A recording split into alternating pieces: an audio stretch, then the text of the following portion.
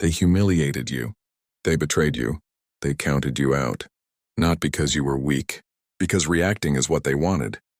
There was a man who watched kings rise and fall from the inside of Italian courtrooms soaked in betrayal. His name was Niccolo Machiavelli. He didn't write theory. He wrote what he saw: backstabbing, poison, fake smiles before real daggers. And from all of that blood, he distilled 7 rules. 7 rules that separate the ones who get destroyed from the ones who walk away untouched.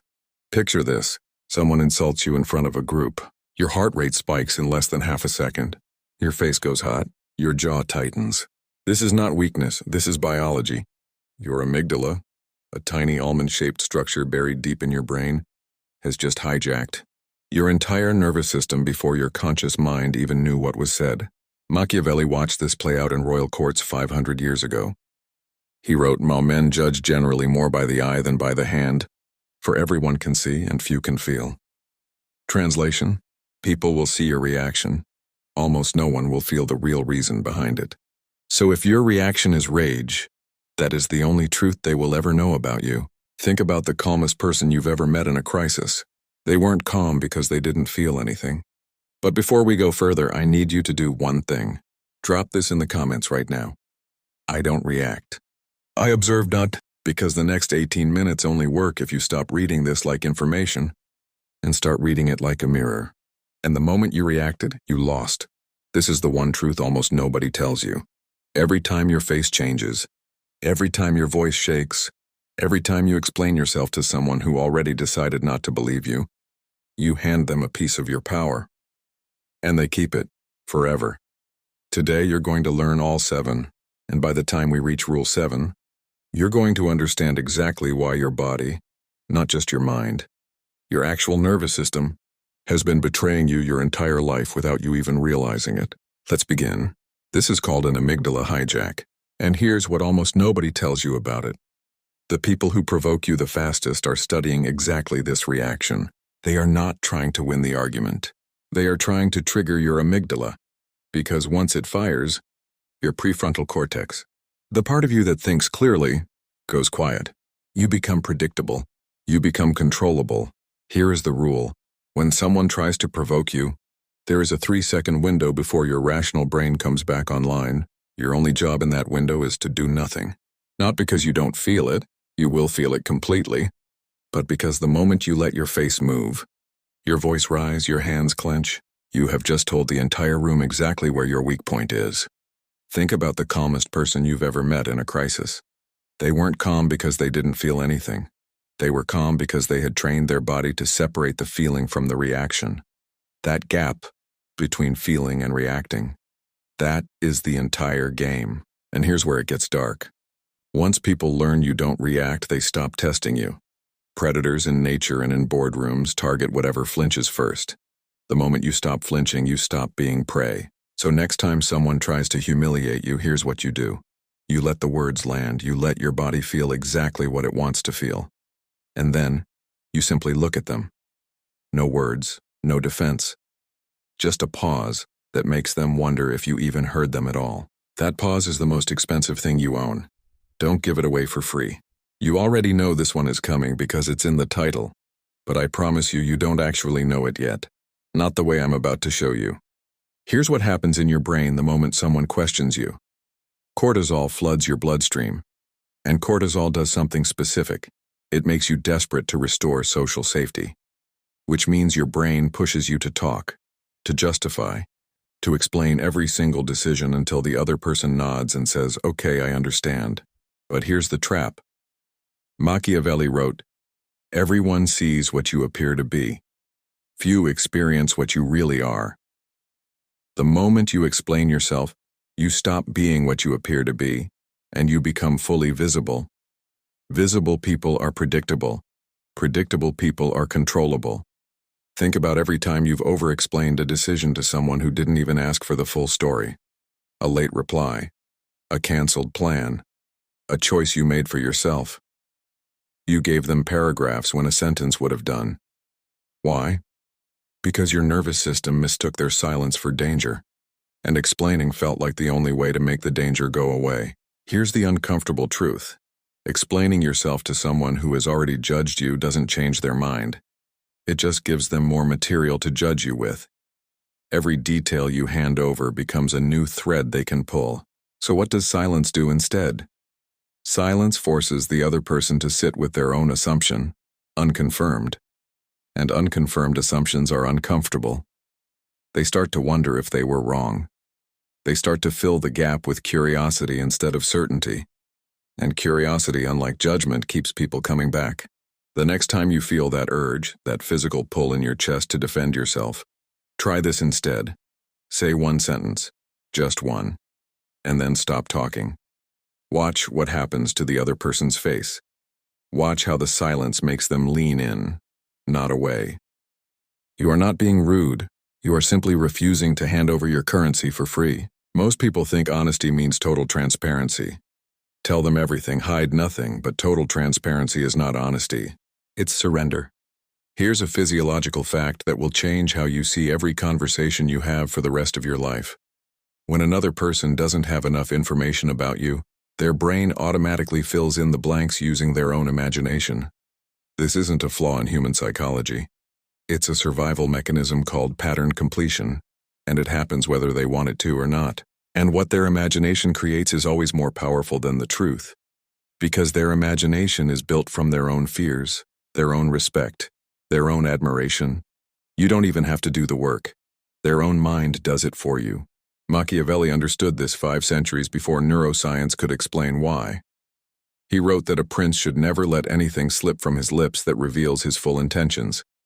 Not because lying is good, but because mystery creates gravity. People are pulled toward what they cannot fully see. Here's an experiment. Next time someone asks about your weekend, don't say, "I'm just staying home, probably watching something." Say, "I've got something I'm taking care of." Then change the subject. Watch their face. That tiny gap. That's curiosity activating in their prefrontal cortex right in front of you. This is not about lying to people. It's about understanding that every piece of information you give away is a piece of leverage you no longer hold. Your story, your plans, your fears. These are currency. The moment you spend all of it in one conversation, you become forgettable, ordinary, fully mapped. The people you find magnetic, the people you can't stop thinking about, they never gave you the full picture. And that incompleteness is exactly why you're still thinking about them right now. You are not one person. You never have been. The version of you that exists with your grandmother is not the version that exists with your closest friend at midnight. This isn't fake. This is one of the most sophisticated functions of your social brain. Neuroscientists call this code switching. And your brain does it instinctively, shifting tone, vocabulary, even posture, based on who's in front of you. The mistake most people make is thinking this adaptation is dishonest. It's the opposite. It's emotional intelligence in its rawest form. Machiavelli told rulers to appear merciful, faithful, humane, and upright, not because they had to feel all those things constantly, but because different situations called for different expressions of the same core self. Think of water. Water takes the shape of whatever container holds it.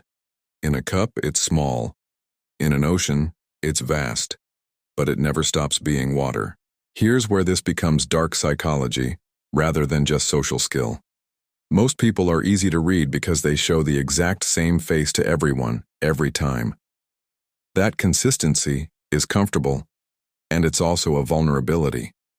Once someone knows exactly how you'll respond in every situation, they know exactly how to use you. The people who move through life with quiet power are the ones who study the room before they speak. Analytical person in front of them, they speak in facts. Emotional person, they speak in feeling. They are not changing who they are. They are changing how much of themselves they choose to show and in what shape. But here is the warning Machiavelli himself would give you. Adapt your presentation, never your principles. The moment your core values shift depending on who's watching, that's not adaptive persona anymore. That's just losing yourself.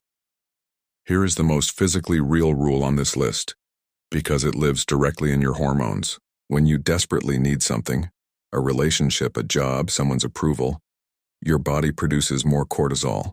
the stress hormone. Elevated cortisol literally narrows your decision-making ability. It's called cognitive tunneling. Under high stress, your brain stops seeing options. It only sees the one outcome it's terrified of losing. This is why desperate people make bad decisions. Not because they're foolish, because their own biology has hijacked their ability to think clearly. Machiavelli wrote something that sounds cold on the surface. It is safer to be feared than loved, because love can be lost the instant it becomes inconvenient, but fear holds because of consequence. What he was really describing was detachment from outcomes most people cling to too tightly. Picture two people negotiating. One of them needs this deal. They've already spent the money in their head. The other person would like the deal, but they have other options, and they know it. Who has the power in that room? The second person, every time. Not because they're smarter. Because their nervous system isn't flooding with cortisol, so their brain stays in full access to every option on the table. This is the paradox almost nobody understands. The less your body believes it needs something, the clearer your mind becomes, and the more likely you are to actually get it. Detachment doesn't mean you stop caring. It means you stop letting your hormones decide your strategy. Power that announces itself is already losing strength. Real power doesn't perform, it waits. Here's a strange biological fact.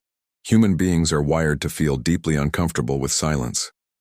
Studies on conversation patterns show that most people will rush to fill even a 4-second gap because silence triggers a low-grade alarm response in the brain, a fear of social disconnection. Which means the person who can sit comfortably inside silence holds enormous, invisible power. While everyone else is rushing to fill space with words, explaining, justifying, performing, the person who waits is gathering information, reading the room, and never giving anything away. Machiavelli wrote that nothing great was ever achieved without danger, and silence is dangerous because it asks you to tolerate discomfort that almost everyone else runs from. Next time someone asks you a difficult question, don't answer immediately. Let 3 full seconds pass. Look at them. Let the silence stretch just slightly past comfortable. Then answer. You will feel the entire weight of the room shift toward you in that pause. This is not about manipulation. This is about understanding that the loudest person in the room is rarely the most powerful one. The quiet ones are running the entire show, and almost nobody notices until it's too late. This is the final rule, and it's the one that ties every single thing we've covered back into your own physiology. Every person you will ever meet is silently asking 3 questions without saying a word. Do you see me? Do you understand me? Do you value me? Machiavelli understood that influence isn't built by talking the most. It's built by reflecting people's deepest needs back to them so precisely that they feel finally understood. But here's what makes this rule different from the other 6. This isn't just psychology, it's physiology, hardwired into you before you were born. Your amygdala, the same structure that hijacked you in Rule 1, doesn't just respond to threats. It also fires when you feel deeply understood, releasing a flood of oxytocin, the same bonding chemical released between a parent and a newborn. When you reflect someone's real fear or need back to them accurately, their body releases that chemical automatically. They don't choose to trust you. Their biology decides for them. This is why someone who says, "I hate my job," doesn't need advice about job hunting.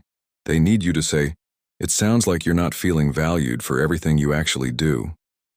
Watch what happens to their face. That's not psychology working. That's their nervous system responding to being truly seen for the first time in a long time.